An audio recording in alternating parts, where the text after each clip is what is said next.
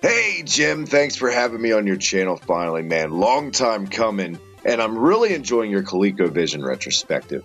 And you asked me to reach out and give my 2 cents on a ColecoVision game I had growing up, and it's definitely Smurf rescuing Gargamel's castle, or as I like to call it, the Smurfs.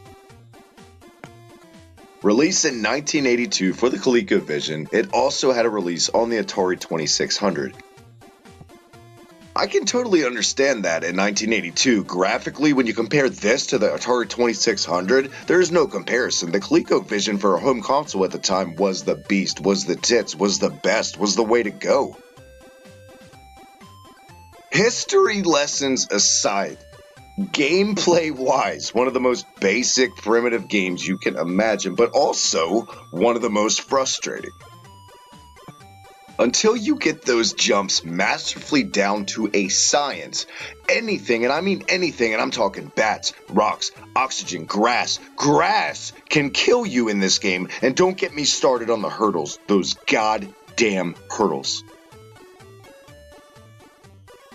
Another thing about this game that might throw the player off initially is how unneededly big your life bar is. It practically consumes the entire screen, but there's a reason. Your life bar depletes over time, so there's no reason to dilly-dally. You gotta get it done. You gotta get to that castle and get Smurfette.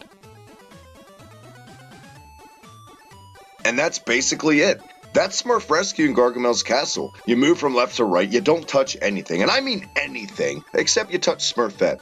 I know that sounds wrong actually now that I think about it, but you have to touch Smurfette to rescue her to win the game.